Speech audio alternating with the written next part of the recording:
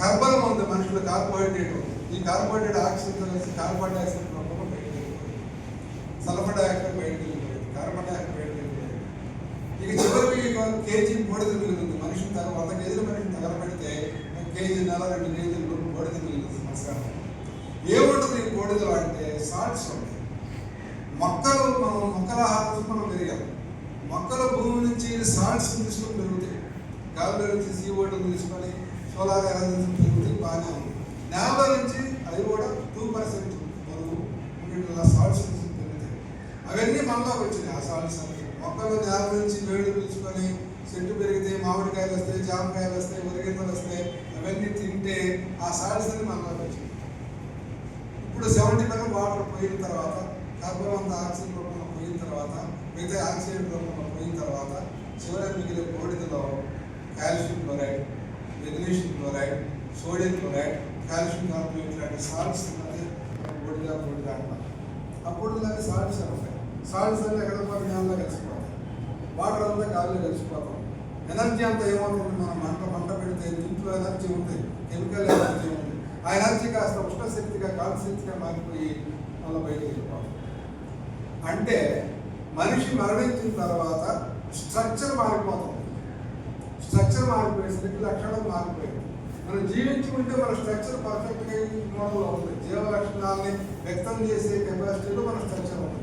చనిపోయిన తర్వాత మట్టిలో, గాలిలో, నీటిలో కలిసిపోయిన తర్వాత ఇక స్ట్రక్చర్, జీవ లక్షణాలను వ్యక్తం చేసే స్ట్రక్చర్ ఉండదు. ఆలోచించేటువంటి అవకాశం లేదు, గుర్తుకు తెచ్చుకునే అవకాశం లేదు. మన వాళ్ళు ఆత్మ అని చెప్పారు. చనిపోయినాక ఆత్మ బయటకు వెళ్ళిపోతుంది, స్వర్గసుఖాలు అనుభవిస్తుంది, నరక వేదనలు అనుభవిస్తుంది, పరమాత్మను కలిసి మోక్షం పొందుతుంది. మోక్షం పొందకపోతే పునర్జన్మ ఇట్లా చెప్పేశారు. మోడర్న్ సైన్స్ ప్రకారం, మోడర్న్ బయాలజీ ప్రకారం, మోడర్న్ సైకాలజీ ప్రకారం చూస్తే ఈ బ్రెయిన్ స్ట్రక్చర్ పోయిన తర్వాత దానికి ఆలోచన శక్తి కానీ, గుర్తుపెట్టుకునే శక్తి కానీ, నొప్పులు తెలుసుకునే శక్తి కానీ ఏముండదు. అంత ఎండ్ ఆఫ్ ఇట్. అయితే మన పూర్వులకి ఈ నాలెడ్జ్ లేదు కాదన్నా, క్రీస్తు 2000, 3000 సంవత్సరాల కాలంలో ఆనాటికి ఏమీ తెలియదు కాబట్టి ఈ బ్రెయిన్ ఏంది, స్ట్రక్చర్ ఏంది, ఆలోచన ఫండమెంటల్స్ తెలియనప్పుడు వాళ్ళు ఆత్మ ఉందనుకొని, ఆత్మ మనల్ని నడుపుతుందనుకొని పరమాత్మ అంశం చెప్పి చనిపోయినాక ఆత్మ మళ్ళీ పరమాత్మ గడుస్తుందని చెప్పి ఇలా కథలు అల్లి, నిరాధారమైనటువంటి కథలు అల్లి, విశ్వాసాలు అల్లి, వాటి ఆధారంగా పునర్జన్మ స్వర్గాన్ని పెట్టి, నరకాన్ని పెట్టి, ఆశయభయాన్ని పెట్టేసి వచ్చే జన్మలో నువ్వు నక్కవైపోతావు, ముక్కవైపోతావు అని చెప్పి అందువల్ల మోడర్న్ బయాలజీ ప్రకారం, మోడర్న్ సైకాలజీ ప్రకారం మనం ఈరోజు ఆత్మలు లేవని చెప్పడానికి కావాల్సినటువంటి సాక్ష్యాలు నారాయణ ఈరోజు వచ్చింది. ఒకసారి ఆత్మలు లేవంటే స్వర్గం లేదు, లేదు, మోక్షం లేదు, పునర్జన్మ లేదు, పూర్వజన్మ లేదు. ఈ జన్మలో ఒకేదే జన్మ. ఇప్పుడు నేను పుట్టాలంటే ఎన్నో యాక్సిడెంట్లు జరిగితేనే నేను పుట్టాలి. మగవాళ్ళు వీధిలో లక్షలాది పురుష బీజ గణాలు ఉత్పత్తి అవుతాయి. దాని జీన్ సెటప్ సపరేట్గా ఉంటుంది. ప్రతి జీవనము పురుష బీజ గణం జెనెటిక్ సెటప్ సపరేట్గా ఉంటుంది. స్త్రీలలో అండం ప్రతి నెల ఒక అండం రిలీజ్ అవుతుంది. ఈ నెలలో రిలీజ్ అయిన అండంలో ఉండే జీన్స్ వేరు, వచ్చే నెలలో ఉండేటువంటి అండంలో ఉండే జీన్స్ వేరు. ఈ లక్షలాది పురుష బీజ గణాలు, ఒక పురుష బీజ గణం ఒక నెలలో ఇప్పుడు నేను ఒక అండంతో కలిస్తే పిండం తయారవుతుంది. అంటే ఎంతో యాక్సిడెంటల్గా మనం ఈ రూపానికి వచ్చేసాం.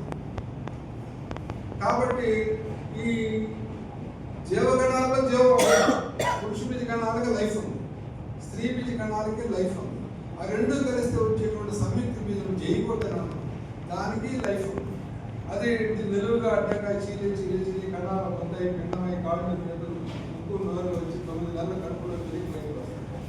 ఈరోజు మనిషి పుడుతున్నాడని ఈరోజు మనిషి పుట్టట్లేదండి. నేను ఫండమెంటల్గా చెబుతుంది ఏంటంటే ఈ రోజు మనిషి పుట్టడం లేదు, ఏ జీవి కూడా పుట్టడం లేదు. 350 కోట్ల సంవత్సరాల క్రితం ఒక జీవం పుడితే, ఒక జీవజాతి వస్తే దాని నుంచి జీవం ఇప్పుడు దాకా కంటిన్యూగా పురుష బీజ గణాల ద్వారా, స్త్రీ బీజ గణాల ద్వారా ఆ జీవమే కంటిన్యూ అవుతుంది. కానీ ఇప్పుడు కొత్తగా జీవం పోసుకోవడానికి అవకాశం లేదు. కొత్తగా పుట్టడానికి చనిపోతున్నారు.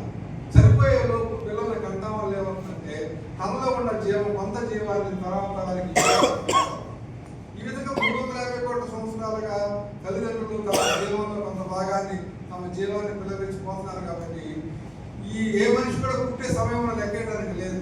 స్త్రీ పురుష బీజం కలిసి కలవటమే అరగడబట్టు. అయినాక 9 నెలల పాటు కడుపులో ఉండాలి. ఈ జన్మ నక్షత్రం అని మన వాళ్ళు చెబుతున్నారు కదా, జన్మ నక్షత్రం ఏదని చెప్పడానికి లేదు. సెకండ్లోనే నక్షత్రాలు మారిపోతాయి. ఇక్కడ పుట్టడానికి స్త్రీ పురుష బీజగణాన్ని కలవడానికే పట్టుకు వెళ్ళడానికి 2 రోజులు 3 రోజులు టైం పడుతుంది. పుట్టుతే కానీ జీన్స్ వల్ల కొత్త జెనెటిక్ మేకప్ వచ్చి కొత్త లక్షణాలు పిల్లలకు వస్తాయి, కానీ జీవం మాత్రం తల్లిదండ్రులు, లైఫ్ అంతా తల్లిదండ్రులు. కాబట్టి జన్మ నక్షత్రాన్ని నిర్ణయించే అవకాశం లేదు. పైగా మనకు కనపడే గ్రహాలన్నీ కూడా కోట్ల కిలోమీటర్ల దూరాలు ఉన్నాయి. అంగార గ్రహం 30 కోట్ల కిలోమీటర్ల దూరాలు ఉంది. సూర్యుడు 30 కోట్ల కిలోమీటర్ల 15 కోట్ల కిలోమీటర్ల దూరాలు. అంత దూరాలు ఉన్నటువంటి ఆ గ్రహాలు మనకి మిలికి పంట చుక్కల్లా కనిపిస్తాయి. వాళ్ళకి దాని సైజులు తెలియవు. గ్రావిటేషన్ పుల్ ఉందని ఇప్పుడు చెబుతున్నారు. గ్రావిటేషన్ పుల్ ఉంది కదా, గురుత్వాకర్షణ శక్తి ఉంది కదా, దానివల్ల మన జీవితాలు మారిపోతాయని వాళ్ళ అర్థాలు చెబుతున్నారు జ్యోతిషాన్ని. కానీ మనం నిజంగా చూస్తే దూరాన అంగార గ్రహం మనకంటే పనిచేస్తుంది గురుత్వాకర్షణ. అదే సమయంలో భూమి యొక్క గురుత్వాకర్షణ అంగార గ్రహం మీద పనిచేస్తుంది. సూర్యుడు మనల్ని ఆకర్షిస్తూ ఉంటాడు, మనం సూర్యుడిని ఆకర్షిస్తూ ఉంటాం. కానీ ఇక్కడ ఫండమెంటల్ పాయింట్ ఏంటంటే దూరం పెరిగే కొద్ది ఈ గురుత్వాకర్షణ శక్తి తగ్గిపోతూ ఉంటుంది.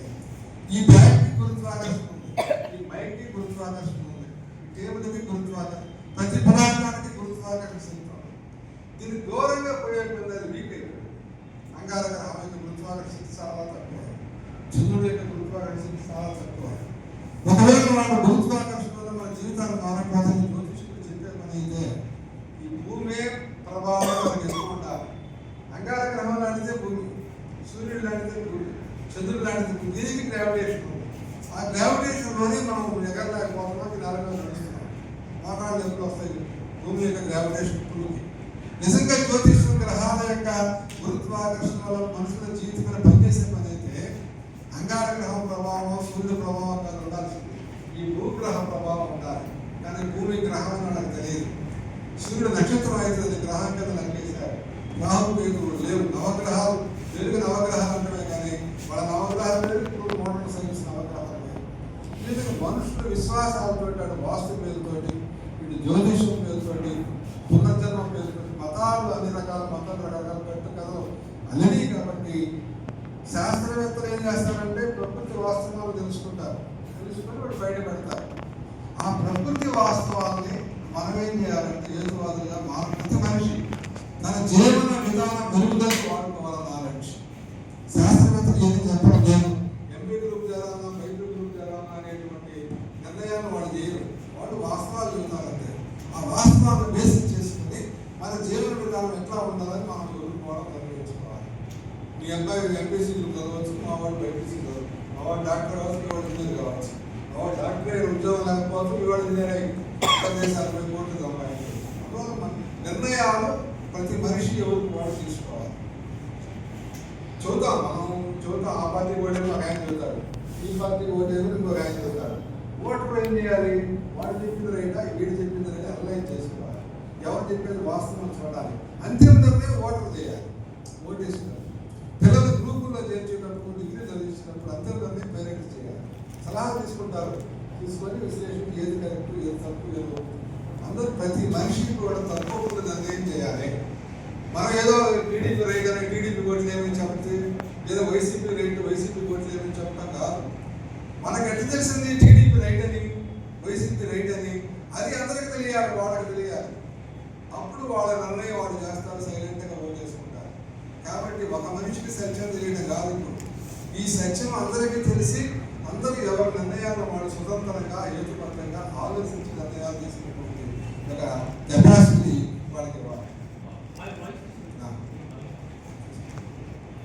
మనిషి ఏ స్థాయిలో డాక్టర్ ఉండవచ్చు, చపరాశిగా ఉండొచ్చు, కలెక్టర్గా ఉండొచ్చు, లేదా మామూలుగా వార్డు మెంబర్గా ఉండొచ్చు. ప్రతి మనిషికి ఆలోచించే బ్రెయిన్ ఉంది. ప్రతి మనిషి నాలెడ్జ్ సేకరిస్తాడు. ప్రతి మనిషి తన ఆలోచన